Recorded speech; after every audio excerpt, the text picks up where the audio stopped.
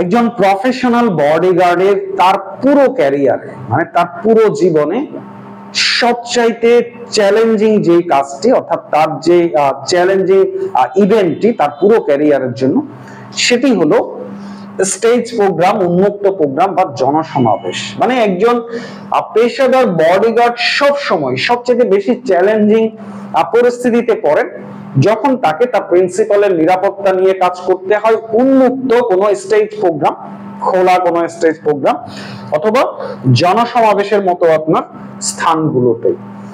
আপনাদের জ্ঞাতার্থে আরেকটি তথ্য জানিয়ে রাখি, পৃথিবীতে এ যাবৎকালে যত মানে রাষ্ট্রের হাই প্রোফাইল শীর্ষস্থানীয় ব্যক্তিদের প্রাণহানি হয়েছে, দুর্ঘটনার মতো ঘটনা ঘটেছে আপনার বডিগার্ড থাকা সত্ত্বেও, নিরাপত্তা বাহিনী থাকা সত্ত্বেও, এই জাতীয় বড় বড় পৃথিবীতে যতগুলো দুর্ঘটনা ঘটেছিল এই সবগুলো কিন্তু অলমোস্ট জনসমাবেশ বা স্টেজ প্রোগ্রামের মতো অনুষ্ঠানে। সো যারা প্রকৃত অর্থে মানে রিয়েল প্রফেশনাল বডিগার্ড হিসেবে যারা বাংলাদেশ কিংবা বাংলাদেশের বাইরে যারা কাজ করতে ইন্টারেস্টেড কিংবা যারা বর্তমানে কাজ করছেন, হয়তো আপনার ট্রেনিং নেই, সো আপনি এটি কাজ করতে পারেন। আজকের ক্লাসটি আপনি চাইলে ভিডিও রেকর্ড করে রাখতে পারেন। আপনার ক্যারিয়ারে কখনো যদি এমন হয় যে আপনি কোনো উন্মুক্ত জনসমাবেশ, স্টেজ প্রোগ্রাম বা আপনার এই জাতীয় প্রোগ্রামে যদি আপনাকে অ্যাটেন্ড করতে হয়, তাহলে আপনি সেখানকার নিরাপত্তা ব্যবস্থা কিভাবে নিশ্চিত করবেন সেটি আপনি চাইলে আপনার অ্যাসাইনমেন্টের পূর্বে এই আজকের ক্লাসের যে ভিডিও সেটি আপনি রেকর্ড করে যদি রাখেন, তাহলে হয়তো আপনার সেই অ্যাসাইনমেন্টের সিকিউরিটি ম্যানেজমেন্ট করতে আপনার জন্য সুবিধা হবে। তো চলুন স্টার্ট করা যাক। গতকালকের পরে আমরা বলছিলাম যে একজন বডিগার্ডের সবচাইতে মানে তার পুরো ক্যারিয়ারের সবচাইতে 90% কাজের অংশই হচ্ছে যে কোনো ইভেন্টের, যে কোনো আপনার প্রোগ্রামের সিকিউরিটি অ্যাসেসমেন্ট বা রিস্ক অ্যাসেসমেন্ট। তো আমরা গতকালকে ছোটখাটো পরিসরে আপনি সিকিউরিটি অ্যাসেসমেন্ট বা রিস্ক অ্যাসেসমেন্ট কিভাবে করবেন সেটি বলার চেষ্টা করেছি, দেখানোর চেষ্টা করেছি।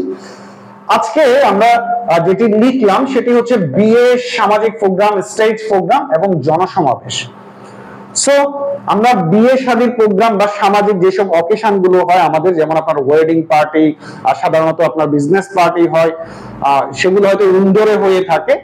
আমরা একটু বড় পরিসরে যেতে চাচ্ছি, মানে স্টেজ প্রোগ্রাম বা জনসমাবেশের মতো স্থানগুলোতে আপনি কিভাবে আপনার প্রিন্সিপালের নিরাপত্তা নিশ্চিত করবেন। সো নাম্বার 1 মনে রাখতে হবে যে পুরো এই জাতীয় স্টেজ প্রোগ্রাম বা জনসমাবেশের মতো স্থানগুলোতে আপনাকে অ্যাটলিস্ট মানে আপনি আপনার প্রিন্সিপালকে নিয়ে সেই শিডিউলে অ্যাটেন্ড করার পূর্বে কমপক্ষে আপনাকে 10টি বিষয়ে কাজ করতে হবে। তো সেই 10টি বিষয় আমি মানে আমাদের সময় সেভ করার জন্য আমি পূর্ব থেকে আপনার লিখে রেখেছি। শুরুতে আপনি যেটিতে যাবেন সেটি হচ্ছে, যখন এই জাতীয় কোনো একটি প্রোগ্রাম হবে তখন আপনি শুরুতে 1 নাম্বার হলো আপনি আপনার প্রিন্সিপালের কাছ থেকে সেই প্রোগ্রামের শিডিউল প্রথমে আপনি জেনে নিন একেবারে, মানে আপনার প্রিন্সিপাল যেহেতু আমন্ত্রিত অতিথি, সো আপনি সেই প্রোগ্রামের ডিটেইলসটা প্রথমে আপনার প্রিন্সিপালের কাছ থেকে নিয়ে নিন। এই ডিটেইলস নেওয়ার ক্ষেত্রে আপনি সম্ভাব্য কি কি নিতে পারেন, সবচেয়ে মানে আপনি আপনার প্রিন্সিপালের কাছ থেকে ডিটেইলস নেওয়ার পূর্বে একটি বিষয়ে আপনাকে ফোকাস করতে হবে, আমন্ত্রিত অতিথিদের সম্ভাব্য ডিটেইলস, সম্ভাব্য তালিকা। এই আমন্ত্রিত অতিথিদের মধ্যে সম্ভাব্য তালিকার কোন বিষয়টিতে আপনি ফোকাস করবেন সেটি হলো, আমি ধরে নিচ্ছি কোন বিজনেস ইন্ডাস্ট্রিজ, কোন হাই প্রোফাইল আপনার ব্যক্তি প্রতিষ্ঠানের আপনি নিরাপত্তায় কাজ করছেন, অথবা আমি ধরে নিচ্ছি যে রাষ্ট্রের শীর্ষ পর্যায়ে কোন আপনার হাই প্রোফাইল ব্যক্তির আপনার নিরাপত্তায় কাজ করছেন। সেক্ষেত্রে এই জাতীয় পার্সনের কিন্তু আপনার বিজনেস সেক্টরে যেমন প্রতিপক্ষ থাকে, ঠিক তেমনি আপনার পলিটিক্যাল আপনার প্রতিপক্ষ থাকতে পারে। তো সেক্ষেত্রে আপনি ওনার কাছ থেকে জেনে নিন যে আমন্ত্রিত অতিথিদের মধ্যে এমন কেউ আছে কিনা যার সঙ্গে আপনার প্রিন্সিপালের পূর্বে কোনো কনফ্লিক্ট হয়েছিল, কোনো আপনার সাংঘর্ষিক মামলা মোকদ্দমা এই জাতীয় কোনো ঘটনা ঘটেছিল কিনা আপনি সেটি নিশ্চিত হয়ে নিন। মানে এক কথায় হলো আমন্ত্রিত অতিথিদের মধ্যে এমন কেউ আছে কিনা যার দ্বারা বা যাদের দ্বারা আপনার প্রিন্সিপালের নিরাপত্তা ঝুঁকি তৈরি হতে পারে, ইভেন ওনার কোনো হুমকি আছে কিনা, এবং যারা হুমকি দিয়েছেন এমন ব্যক্তি বা প্রতিষ্ঠানের মধ্যে উক্ত প্রোগ্রামে আমন্ত্রিতদের তালিকায় আছেন কিনা। সো তার মানে হচ্ছে যে আপনাকে প্রথমে প্রোগ্রামের সম্ভাব্য ডিটেইলসটা আপনি আপনার প্রিন্সিপালের কাছ থেকে নিতে হবে। নাম্বার 2 হলো আয়োজক যারা, অর্থাৎ এই যে যেই প্রোগ্রামটিতে বা যেই জনসমাবেশটিতে আপনি আপনার প্রিন্সিপালকে নিয়ে যাচ্ছেন, সেই প্রোগ্রামের নিশ্চয়ই একটি আয়োজক কমিটি আছে। সেই আয়োজক কমিটি যারা বা আয়োজক যারা আছেন, আপনি প্রথমে 2 নম্বরে হচ্ছে যে তাদের সঙ্গে আপনাকে বসতে হবে, মিটিং করতে হবে। সো তাদের কাছ থেকে আপনি কি তথ্য নিতে পারেন? প্রথমেই তাদের কাছে জানতে চান যে আমন্ত্রিত অতিথি কতজন থাকতে পারে, জনসমাবেশের সম্ভাব্য যে আপনার জনগণের যে উপস্থিতি বা লোকজনের যে উপস্থিতি সেটির সম্ভাব্য মানে কি পরিমাণ জনসমাবেশ সেখানে উপস্থিতি হতে পারে, আয়োজকদের নিজস্ব কোন নিরাপত্তা ব্যবস্থাপনা, অর্থাৎ আর সরকারি যে নিরাপত্তা বাহিনী, এই নিরাপত্তা বাহিনীর বাহিরেও অনেক সময় আয়োজকদের নিজস্ব নিরাপত্তা ব্যবস্থাপনা থাকে। মানে শুরুর দিকে আমরা দেখি যে হয়তো আপনার আয়োজকদের ব্যক্তিগত মানে প্রাইভেট আপনার নিরাপত্তা কর্মী কাজ করতে পারে। সো তাদের ডিটেইলসটা নেই। এরপরে যারা মানে আপনি যেই প্রোগ্রামে যাচ্ছেন সেই প্রোগ্রামের স্টেজ, মানে প্রোগ্রামে আমরা দেখি না যে জনসমাবেশে বড় ধরনের একটা স্টেজ করা হয়, যেহেতু ওই স্টেজের মধ্যে আমন্ত্রিত অতিথিরা সেখানে গিয়ে বসেন। সো এই স্টেজ কারা নির্মাণ করছে তাদের তথ্যও আপনি নিন।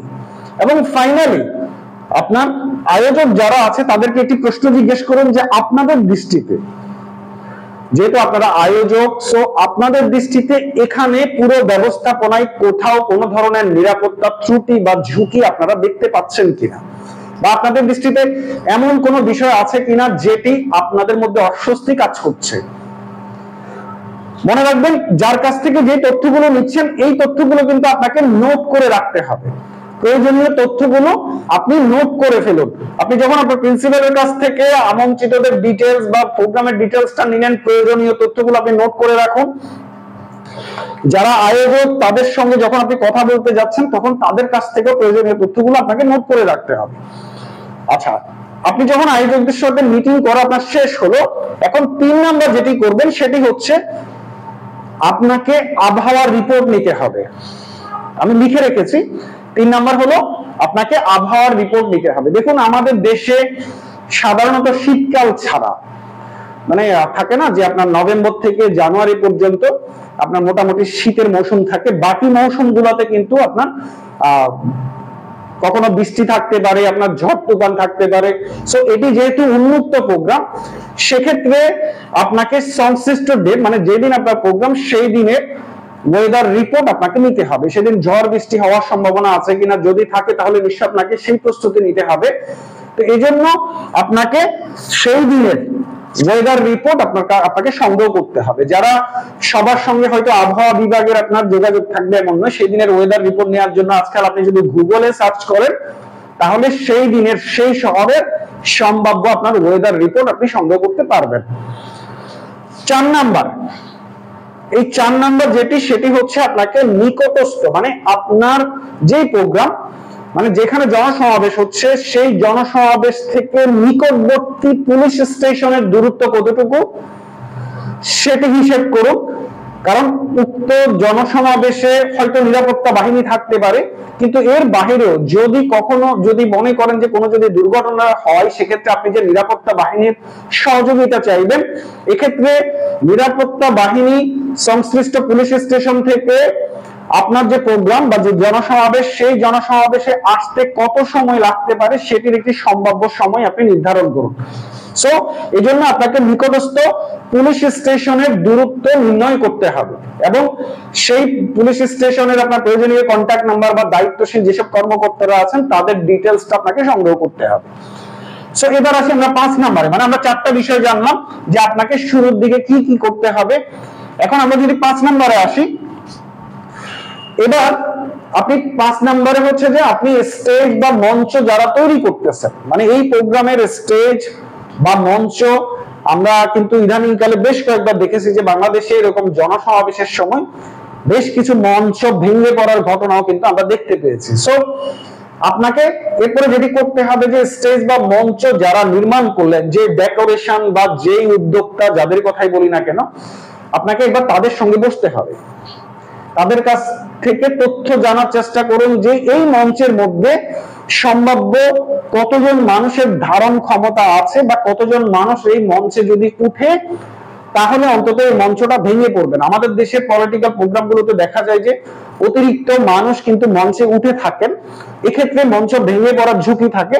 তো সেক্ষেত্রে আপনি কি সম্ভাব্য রিপোর্ট তাদের কাছ থেকে পেতে পারেন যে তারা যে মঞ্চটি তৈরি করছে সেটি নিরাপত্তা কতটুকু এবং কতজন মানুষের ধারণ ক্ষমতা সম্পন্ন এই মঞ্চ। আমরা কিন্তু দেখি যখন লিফটে উঠি তখন লিফটেও কিন্তু লেখা থাকে যে কতজন মানুষ এই লিফটে আপনার আরোহণ করতে পারবে, এটির ধারণ ক্ষমতা কত কেজি।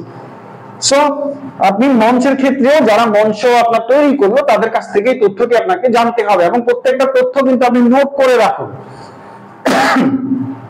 সরি। সো 6 নম্বরে হলো স্টেজ বা মঞ্চ আপনাকে এখন পরিদর্শন করতে যেতে হবে। আপনি পূর্বের তথ্যগুলো সব নোট করে রাখলেন, এবার ফিজিক্যালি সরেজমিনে আপনাকে সেই মঞ্চে পরিদর্শন করতে যেতে হবে। আপনি নিজে একবার মঞ্চে উঠুন, মঞ্চের উপরে নিচে ভালোভাবে চেক করুন, আপনার ফিজিক্যালি আপনার নিজস্ব অবজারভেশনে বা নিজস্ব আপনার দৃষ্টিতে আপনি এটি নিরাপত্তা অবজার্ভ করার চেষ্টা করুন। মানে উপরিভাগে এবং নিচে আপনার মানে মঞ্চের নিচে অনেক সময় কিন্তু মঞ্চের নিচে পূর্ব থেকে অনেক কিছু আপনার রোধ পেতে রাখা সম্ভব হতে পারে। সো এই বিষয়ে আপনাকে অনেক বেশি সতর্ক থাকতে হবে।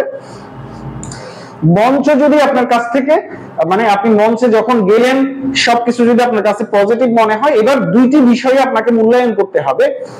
এক হচ্ছে যে মঞ্চের যে সমান্তরাল, মঞ্চ থেকে সমান্তরাল আপনার দূরত্বে আপনি মানে মঞ্চের 3 দিকে আমরা সাধারণত দেখি যে মঞ্চের পেছনে একটা ব্যানার থাকে, অর্থাৎ আপনার যদি কোনো সলিড দেয়াল থাকতে পারে, কোনো ব্যানার থাকতে পারে, যার কারণে পেছন দিকে দেখার সুযোগ নেই, কিন্তু বাকি 3 দিকে ডান পাশে, বাম পাশে এবং সমান্তরাল মানে সামনের দিকে আপনার এই 3 দিকে খেয়াল করে দেখুন যে সমান্তরাল দৃষ্টিতে খুব সহজে কোনো ভবন থেকে, কোনো বিল্ডিং থেকে, কোনো কাঠামো থেকে, সেটি হতে পারে কোনো গাছ, কোনো বিল্ডিং হতে পারে, এই জাতীয় কোন স্থান থেকে খুব সহজে টার্গেট করার মতো ভবন আছে কিনা। প্রয়োজনে আপনি ভিডিও নির্ধারণ করুন।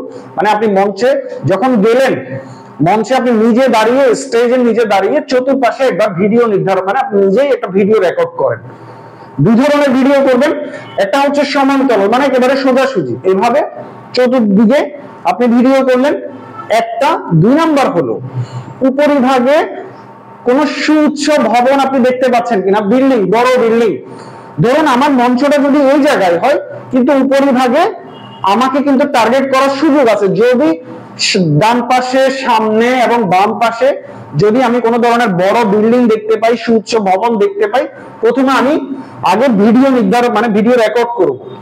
ভিডিও রেকর্ড করার পরে প্রয়োজন আমি কাগজ কলমের মাধ্যমে এই ভবনগুলো মানে যেগুলো সুউচ্চ ভবন বা উঁচু বিল্ডিং, সেই বিল্ডিং থেকে কিন্তু আমার স্টেজ সহজে যদি টার্গেট করার সুযোগ থাকে তাহলে সেগুলো আমি নির্ধারণ করি, চিহ্নিত করি। চিহ্নিত করার পর আমাকে কিন্তু সেই ভবনগুলোর যারা মালিক পক্ষ বা কর্তৃপক্ষ তাদের সাথে আমার কথা বলতে হবে। আমি তাদের সাথে কি কথা বলবো? আমি ধরুন আমি একটা ভবনে গেলাম, সেখানে ভবনে যাওয়ার পরে আমার প্রোগ্রাম যদি উদাহরণস্বরূপ আমার প্রোগ্রাম যদি বিকাল 3টা থেকে বিকাল 5টা পর্যন্ত মানে 2 ঘন্টা ধরে চলে, তাহলে এই বিল্ডিং গুলোর বা চিহ্নিত করা যে ভবন, এই ভবনগুলোর মালিক বা কর্তৃপক্ষের সঙ্গে আমি কথা বলবো যে আগামীকাল যেদিন আমার প্রোগ্রাম সেই দিন বিকাল 2টা থেকে বা দুপুর 1টা থেকে সন্ধ্যা 6টা পর্যন্ত তাদের ভবনের ছাদে কতটা সহজে অ্যাক্সেস করা যায়। ছাদগুলো কি বন্ধ থাকে নাকি আপনার খোলা থাকে? যদি খোলা থাকে তাহলে এই ভবনের মানে আপনার ছাদগুলোতে সাধারণ কেউ মানে অর্থাৎ ভবনের যারা আপনার অধিবাসী বা বাসিন্দা তারা ছাড়া বাইরে কেউ যাওয়ার সুযোগ কতটুকু, আসার সুযোগ কতটুকু, এই ব্যাপারে তথ্যগুলো আপনি জানার চেষ্টা করুন। এবং প্রয়োজনে আপনি তাদেরকে আপনার নিজের পরিচয় দিয়ে তাদেরকে আপনি চাইলে অনুরোধ করতে পারেন যে উক্ত সময় অর্থাৎ যেদিন আপনার প্রোগ্রাম সেই প্রোগ্রামের দিন যেন তারা ভবনের যাওয়া এবং আসা মানে ছাদগুলো দুপুর ধরেন 1টা থেকে বা 12টা থেকে সন্ধ্যা 6টা পর্যন্ত তারা যেন সেটি বন্ধ রাখে। তারা যেন সেটি বন্ধ রাখে। কেন তারা সেই আপনার অ্যাক্সেস মানে ছাদে ওঠার অ্যাক্সেস কেন তারা বন্ধ রাখবে সেটিও প্রয়োজনে তাদেরকে আপনি রিকোয়েস্ট করতে পারেন।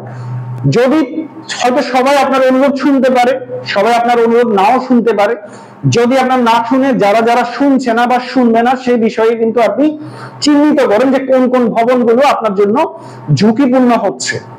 সেই বিষয়ে আপনি করণীয় পরে ঠিক করবেন, কিন্তু যে যে ভবনগুলো আপনার কাছে পজিটিভ মনে হচ্ছে সেটি নির্ধারণ করুন, এবং যেই ভবনগুলো আপনার কাছে ঝুঁকিপূর্ণ মনে হচ্ছে সেই ভবনগুলোর একটি তালিকা আলাদা করে আপনার মানে সিলেক্ট করে রাখুন, হিসেবের তালিকায় রাখুন যে এই ভবনগুলো আপনার জন্য ঝুঁকিপূর্ণ। অর্থাৎ সমান্তরাল এবং উচ্চ দুই দিকে আপনি যখন এভাবে কাজ করলেন, যেগুলো আপনার জন্য ঝুঁকিপূর্ণ সেগুলো আলাদা করে চিহ্নিত করে রাখুন। সো এবার আপনাকে যেটি করতে হবে, আপনি স্টেজ থেকে অর্থাৎ 8 নম্বরে স্টেজ থেকে পার্কিং এর দূরত্ব, স্টেজ থেকে পার্কিং এর দূরত্ব আপনাকে নির্ণয় করতে হবে। মানে আপনি আপনার প্রিন্সিপালকে নিয়ে যাচ্ছেন, সো আপনার প্রিন্সিপালের গাড়ি কোথায় থাকবে, গাড়ির যে পার্কিং মানে গাড়ি আপনি যেখানে রাখবেন সেই গাড়ির আপনার পার্কিং স্থলটি আপনি চিহ্নিত করুন, এবং প্রয়োজনে এই বিষয়ে আপনি আয়োজকদের সঙ্গে কথা বলে রাখতে পারেন যে আপনাদের যে গাড়ি বা আমন্ত্রিত অতিথিদের যে গাড়ি সেই গাড়িগুলো আপনার কোথায় থাকবে, পার্কিং এর জায়গা। সো আপনি পার্কিং এর জায়গাটা যখন নির্ধারণ করলেন, এখন আপনি খেয়াল করুন যে স্টেজ থেকে মানে আপনার যে প্রোগ্রামের স্টেজ, সেই স্টেজ থেকে আপনার যে পার্কিং যেখানে গাড়ি রাখা হচ্ছে সেটির দূরত্ব কতটুকু। কারণ যদি কোনো ইমার্জেন্সি সিচুয়েশন তৈরি হয় প্রোগ্রাম চলাকালীন সময়ে, সেক্ষেত্রে আপনি আপনার প্রিন্সিপালকে নিয়ে গাড়ি পর্যন্ত পৌঁছাতে মানে পার্কিং পর্যন্ত পৌঁছাতে আপনার কত সময় লাগতে পারে সেটি বিবেচনা করুন। যদি এটির লম্বা দূরত্ব হয়, মানে দূরত্বটা যদি এমন হয় যে কোনো একটা ইমার্জেন্সি তৈরি হলো কিন্তু আমি আমার প্রিন্সিপালকে নিয়ে পার্কিং লটে পৌঁছানো পর্যন্ত আমার হয়তো 1 মিনিট সময় লাগতে পারে, 1 মিনিট জরুরি মুহূর্তে 1 মিনিট অনেক বেশি সময়, সেক্ষেত্রে বিকল্প কোনো পার্কিং এর ব্যবস্থা করা যায় কিনা সেটি কনসিডার করুন। বিকল্প যেহেতু প্রোগ্রামের অতিথিদের জন্য নির্ধারিত একটি পার্কিং স্থল আছে, কিন্তু সেটি যদি মানে আপনার নিকটবর্তী না হয়, সেটি যদি দূরত্ব হয়, অনেক বেশি যদি সময় লাগার সম্ভাবনা থাকে, সেক্ষেত্রে ব্যক্তিগত উদ্যোগে মানে আয়োজকদের উদ্যোগে নয়, আপনার নিজের উদ্যোগে কাছাকাছি স্টেজের কাছাকাছি কোনো পার্কিং নেওয়া যায় কিনা, গাড়ি রাখা যায় কিনা সে বিষয়ে আপনাকে কাজ করতে হবে। তো এই জন্য এই বিষয়টার উপর জোর দিতে হবে, কারণ জরুরি মুহূর্তে কিন্তু আপনার গাড়িটা সবচেয়ে ইম্পর্টেন্ট। আপনি আপনার প্রিন্সিপালকে নিরাপদ দূরত্বে বা নিরাপদে সরিয়ে নেওয়ার জন্য গাড়িটা খুবই ইম্পর্টেন্ট। সো এই বিষয়টার উপরে আপনাকে জোর দিতে হবে, স্টেজ থেকে পার্কিং এর দূরত্ব। এবার আসুন 9 নম্বরে যেটি আপনাকে করতে হবে, প্রোগ্রামে যাওয়া এবং আসার রুট নির্ধারণ করা। আপনি আপনার প্রিন্সিপালকে নিয়ে প্রোগ্রামে যাওয়ার যে রাস্তা মানে আপনি যে রাস্তা দিয়ে যাবেন এবং যে রাস্তা দিয়ে আসবেন, আপনাকে অবশ্যই চেষ্টা করতে হবে আপনাদের যাওয়া এবং আসার রাস্তা যেন দুটি হয়, মানে যাওয়ার রাস্তা এবং আসার রাস্তা যেন সেম না হয়, একই না হয়। কমপক্ষে আপনি দুটি রাস্তা নির্ধারণ করুন, এবং যে রাস্তা নির্ধারণ করবেন যাওয়া এবং আসার রাস্তা, এই রাস্তার বিষয়ে খেয়াল রাখতে হবে যে আপনি ছাড়া ইভেন আপনারা যে গাড়ি ইউজ করতে যাচ্ছেন মানে প্রোগ্রামে জনসমাবেশে যাওয়ার জন্য আপনারা যেই গাড়ি ব্যবহার করবেন সেই গাড়ির ড্রাইভারও যেন না জানে, সেই গাড়ির ড্রাইভারও কিন্তু আপনার পূর্ব থেকে জানবে না যে আপনারা কোন রাস্তা দিয়ে প্রোগ্রামে যাচ্ছেন এবং কোন রাস্তা দিয়ে আসবেন। এটি কিন্তু হাইলি ইম্পর্টেন্ট একটি বিষয় এজ এ সিপিও। সো আপনি ইভেন চেষ্টা করবেন যে আপনি প্রিন্সিপালকে না বলার জন্য। প্রিন্সিপাল যদি একান্তে জিজ্ঞেস করে তখন আপনি তাকে বলতে পারেন যে স্যার সম্ভাব্য ম্যাম আর সম্ভাব্য আমরা দুটি রুট নির্ধারণ করেছি, শেষ মুহূর্তে আমরা হয়তো কোনো একটি ইউজ করব, এভাবে বলতে পারেন। সো আপনি দেখুন যেই কোনো যদি নিরাপত্তা ঝুঁকি তৈরি হয় বা দুর্ঘটনা হয় কিন্তু সম্পূর্ণ রেসপন্সিবিলিটি আপনার উপর আসবে। তো এই কারণে আপনার যে রুট সেই রুটের বিষয়, ইভেন আপনার সাথে যদি আইন শৃঙ্খলা বাহিনী থাকে মানে গভর্নমেন্টের নিরাপত্তা বাহিনীও যদি কাজ করে আপনার প্রিন্সিপালের নিরাপত্তার ক্ষেত্রে, তারপরেও কিন্তু যে রুটটি নির্ধারণ করবেন এটি শুধুমাত্র আপনি নিজে নির্ধারণ করবেন, এবং এই গোপনীয়তা আপনি কিন্তু ফাঁস করবেন না, মানে আপনি ছাড়া অন্য কেউ যেন না জানে। যদি আপনার টিমে একাধিক সদস্য থাকে তারা জানতে পারবে, যেহেতু তারা শুধুমাত্র আপনার টিমে কাজ করছে প্রিন্সিপালের নিরাপত্তায়, কিন্তু আপনি যদি টিম লিডার হিসাবে কাজ করেন সেক্ষেত্রে শুধুমাত্র এটা আপনি নির্ণয় করবেন যে শেষ মুহূর্তে আপনি কোন রাস্তা দিয়ে যাচ্ছেন। তো তাহলে প্রোগ্রামে যাওয়া এবং আসার রুট নির্ধারণ করবেন, এটি একান্তই আপনার নিজের কাছে রাখবেন যে আপনি কোন রুট দিয়ে যাবেন এবং কোন রুট দিয়ে আসবেন। এই যাওয়া আসার রুট গুলোতে আপনাকে ট্রাফিক সিগন্যাল গুলো আপনার মার্কস করতে হবে, যে কোন ট্রাফিক সিগন্যালে কত সময় আপনাকে অপেক্ষা করতে হয় বা ইউজুয়ালি কত সময় সেখানে ট্রাফিক আপনার সিগন্যাল থাকে। দেখুন, যেহেতু আমি প্রথমেই বলেছিলাম যে আপনার একটা স্টেজ প্রোগ্রাম বা জনসমাবেশ হচ্ছে একজন সিপিওর জন্য তার ক্যারিয়ারের হাইলি চ্যালেঞ্জিং একটি কাজ। সো একটা জনসমাবেশ শুরুর পূর্বে আপনাকে হয়তো বেশ কয়েকদিন ধরে কাজ করতে হবে, মানে যে কাজগুলোর কথা বললাম এই কাজগুলো কিন্তু আপনি একদিনে করতে পারবেন না, আপনার সময় লাগবে। এজন্য আপনাকে সময় দিয়ে আন্তরিকতার সাথে এবং পেশাদারিত্বের সঙ্গে এই কাজগুলো কোনোটা কিন্তু মিস করা যাবে না। এই সবগুলো আপনাকে বিশেষ দৃষ্টিতে বিশেষ ফোকাস রেখে কাজ করতে হবে, কারণ একজন সিপিওর সবচাইতে তার ক্যারিয়ারের সবচেয়ে চ্যালেঞ্জিং যে প্রোগ্রামটি বা যে অ্যাসাইনমেন্টটি সেটি হচ্ছে উন্মুক্ত প্রোগ্রাম বা জনসমাবেশ কিংবা স্টেজ প্রোগ্রাম। সো তাহলে আপনি প্রোগ্রামে যাওয়া আসার যে ট্রাফিক রুট গুলো সেই ট্রাফিক রুট গুলো আপনার চিহ্নিত করুন। যে দুটি আপনার রুট আপনি নির্ধারণ করবেন, চেষ্টা করবেন যে মানে যে রুট গুলোতে সাধারণত ট্রাফিক কম থাকে বা শর্ট ডিস্টেন্সে, মানে আপনার বাড়ি থেকে অর্থাৎ প্রিন্সিপালের যে আপনার আবাসন সেখান থেকে প্রোগ্রামে যাওয়ার যে দূরত্ব অপেক্ষাকৃত বা তুলনামূলক যেটি আপনার কম দূরত্বের রাস্তা সেটি আপনাকে নির্ধারণ করতে হবে। 10 নম্বরে আমরা আপনার মানে লাস্ট যেটি আপনাকে কনসিডার করতে হবে সেটি হলো এই যে একটি জনসমাবেশ হতে যাচ্ছে আমাদের দেশে, বিশেষ করে এশিয়ান দেশগুলোতে হয়, অনেক সময় আমরা এখন ফ্রান্সেও পর্যন্ত দেখতে পাই ইন্টারন্যাশনালি। তো যে জনসমাবেশটি হতে যাচ্ছে, একটা জনসমাবেশ হলে কিন্তু মনে রাখবেন একটা জনসমাবেশে কিন্তু অনেকের ফোকাস থাকে। সেই জনসমাবেশের শুরু থেকে মিডিয়ার ফোকাস থাকে, ওই জনসমাবেশটাকে আপনার কেন্দ্র করে আমরা অনলাইনে অনেক ভিডিও ফুটেজ দেখি। আপনার মিডিয়া গুলো মানে দেশি বিদেশি ইলেকট্রনিক্স প্রিন্ট মিডিয়া গুলো আপনার রিপোর্ট করে। ইভেন ইন্টারন্যাশনাল ফোকাসও থাকে, মানে আন্তর্জাতিক মনোযোগ থাকে। আপনার প্রিন্সিপাল যদি রাষ্ট্রীয় হাই প্রোফাইল কেউ হন সেক্ষেত্রে দেশি বিদেশি অনেক এজেন্সির ফোকাস থাকতে পারে। এক্ষেত্রে আপনাকে বিশেষভাবে বিবেচনা করতে হবে যে এই জনসমাবেশে কোনো ধরনের নিরাপত্তা হুমকি আছে কিনা, কোনো ধরনের হুমকি আছে কিনা। এরকম কিন্তু প্রায় আপনার হুমকি আসে, আজকাল বিমান চলাচলের সময় কিন্তু আপনার এই জাতীয় হুমকি আসে। সো সেই জনসমাবেশের কোন ধরনের নিরাপত্তা হুমকি আছে কিনা এটি আপনাকে আমলে নিতে হবে, এটি আপনাকে বিচার বিবেচনা করতে হবে, খবর নেওয়ার চেষ্টা করতে হবে যে এই জাতীয় কোনো ধরনের হুমকি আছে কিনা। সো এই 10টি পয়েন্ট আমরা যেটি বললাম, এই 10টি পয়েন্ট আপনাকে কমপক্ষে এটি জনসমাবেশ বা একটি উন্মুক্ত প্রোগ্রাম স্টেজ প্রোগ্রামের আগে আপনাকে এই আপনার বিষয়গুলোতে খুব গভীরভাবে পেশাদারিত্বের সাথে কোনোটাকে আপনি কম গুরুত্ব দিবেন না, সবগুলোকে আপনাকে গুরুত্ব দিতে হবে। গুরুত্ব দিয়ে পুরো 10টি বিষয়ে আপনাকে অ্যাসেসমেন্ট করতে হবে। এই অ্যাসেসমেন্ট করার পরে আপনি এখান থেকে যদি কোথাও ত্রুটি দেখতে পান, যেমন আমরা বলছিলাম যে আপনি যখন স্টেজে গেলেন সমান্তরাল এবং উচ্চ উচ্চ ভবন কিছু দেখতে পেলেন যারা হয়তো আপনার অনুরোধ মানছে না বা অনুরোধ করলেও আপনার মনে হচ্ছে যে তারা হয়তো আপনার অনুরোধ নাও রাখতে পারে। তো এই জাতীয় সহ যদি আপনার দৃষ্টিতে পুরো অ্যাসেসমেন্টে মানে পুরো মূল্যায়নে যদি কোথাও আপনি ঝুঁকি দেখতে পান সেই ঝুঁকিগুলো চিহ্নিত করুন, মানে যেখানে যেখানে রিস্ক আছে সেই রিস্ক গুলো আপনাকে আইডেন্টিফাই করতে হবে।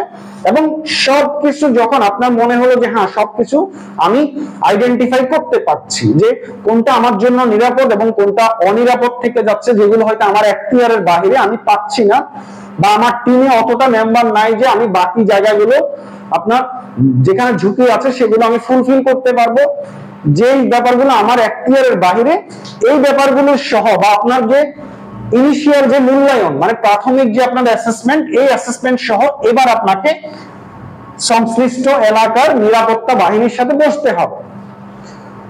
যেই জনসমাবেশটি হতে যাচ্ছে সেই জনসমাবেশটির দায়িত্ব যেই এলাকায় অর্থাৎ যে এলাকার যে নিরাপত্তা বাহিনী, গভর্নমেন্ট নিরাপত্তা বাহিনীর কথা বলছি, আপনি পুলিশের কথা বলতে পারেন। এরপরে এই সমস্ত অ্যাসেসমেন্ট গুলো নিয়ে আপনাকে সেখানকার কনসার্ন আপনার যে আপনার সিকিউরিটি ফোর্স তাদের সাথে আপনার বসতে হবে, তাদেরকে আপনি রিপোর্টটা জানান, প্রাথমিক রিপোর্ট, যে ব্যাপারগুলো আপনার প্রিন্সিপালের নিরাপত্তায় গোপন রাখা দরকার সেগুলো আপনি কনফিডেন্সিয়াল রেখে বাকি যে ব্যাপারগুলো যেগুলো আপনাকে নিরাপত্তা বাহিনীর সাথে শেয়ার করতে হবে সেগুলো আপনাকে সংশ্লিষ্ট নিরাপত্তা বাহিনীকে শেয়ার করুন। তাদেরকে জানান যে এই জায়গায় আপনি ঝুঁকি দেখতে পাচ্ছেন, জনসমাবেশের এই জায়গায় আপনার কাছে অনিরাপদ মনে হচ্ছে।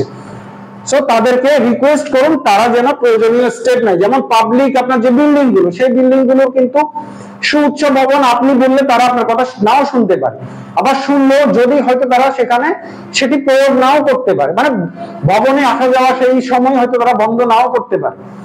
কিন্তু যদি নিরাপত্তা বাহিনী বলে বা নিরাপত্তা বাহিনীর সেটি একমাত্র এখতিয়ার আছে যে তারা সেই জায়গাগুলোতে ওই সময় অ্যাক্সেস বন্ধ করে দিতে পারে। তো এই জন্য আপনাকে যে যে জায়গাগুলো আপনার কাছে অনিরাপদ মনে হচ্ছে, রিস্কি মনে হচ্ছে, সেই স্থানগুলো আপনাকে নিরাপত্তা বাহিনী আপনার সমন্বয়ে মানে নিরাপত্তা বাহিনীর সাথে শেয়ার করে তাদের সহযোগিতায় আপনাকে সেই স্থানগুলো মানে যে জায়গায় ঝুঁকি আছে সেই জায়গাগুলো আপনাকে নিরাপদ করার চেষ্টা করতে হবে। এটাই হচ্ছে মূলত একটি প্রোগ্রামে মানে আমরা যতটুকু সম্ভব অনলাইন ক্লাসের ক্ষেত্রে আমরা আপনাদেরকে চেষ্টা করেছি যে উন্মুক্ত প্রোগ্রাম, স্টেজ প্রোগ্রাম মানে আপনার জনসমাবেশের মতো স্থানগুলোতে আপনি আপনার প্রিন্সিপালের নিরাপত্তায় কিভাবে কাজ করবেন। সো আপনার অ্যাসেসমেন্ট, নিজস্ব অ্যাসেসমেন্ট নিজের কাছে রাখতে হবে, যেগুলো আপনার পক্ষে সম্ভব না, নিরাপত্তা বাহিনীর এখতিয়ার, সেগুলো নিরাপত্তা বাহিনীর দ্বারা আপনার শেষ করতে হবে। এর বাহিরে মনে রাখবেন যেহেতু আপনার আমরা চাইলে তো আকাশ তো আর আমরা বন্ধ করতে পারছি না, এটি যেহেতু ইনডোর প্রোগ্রাম না, উন্মুক্ত আকাশ, সো উন্মুক্ত আকাশ চাইলেও আমরা বন্ধ করতে পারবো না। তো এজন্য মনে রাখতে হবে যে যেটি আমি এর আগে কয়েকবার বলছিলাম, লাস্ট আমি আবারও বলছি যে আপনার ক্যারিয়ারের যে সিপিইউ আপনি যতই তুখোর হন, যতই হাইলি ট্রেইন হন, হাইলি প্যাশিয়াল হন, যে যাই হন, মনে রাখবেন তারপরেও কিছুটা চ্যালেঞ্জিং কিন্তু থেকে যাবে উন্মুক্ত প্রোগ্রামে, জনসমাবেশে। এই জন্য আপনাকে আপনার টিমকে, আপনার অধীনে যদি একটা টিম কাজ করে সবাইকে সর্বোচ্চ সতর্ক থাকতে হবে, সর্বোচ্চ শার্প থাকতে হবে। ইভেন যেদিন আপনার প্রোগ্রাম মানে যেদিন আপনি আপনার প্রিন্সিপালকে নিয়ে যাচ্ছেন, ধরুন আপনাদের প্রোগ্রাম স্টার্ট হচ্ছে যে দুপুর 3টায়, আপনি চাইলে অন্তত 1 ঘন্টা পূর্বে সেখানে একটা অ্যাডভান্স টিম পাঠাতে পারেন, 2 ঘন্টা পূর্বে সেখানে একটা অ্যাডভান্স টিম পাঠাতে পারেন, আবার ফাইনালি একবার ক্রস চেক করার জন্য সবকিছু ঠিকঠাক মনে হচ্ছে কিনা। সেই টিমটা আপনাকে যদি গ্রিন সিগন্যাল দেয় তবে আপনি আপনার প্রিন্সিপালকে নিয়ে রওনা দিতে পারেন। সো এই জাতীয় উন্মুক্ত প্রোগ্রামে আপনাদের সব সময় সজাগ, সতর্ক, শার্প এবং লং সাইটেড মানে অনেক বেশি দূরদর্শী হতে হবে। তো আমরা রিস্ক অ্যাসেসমেন্ট বা সিকিউরিটি অ্যাসেসমেন্টের 2 নাম্বার ক্লাসটি শেষ করলাম।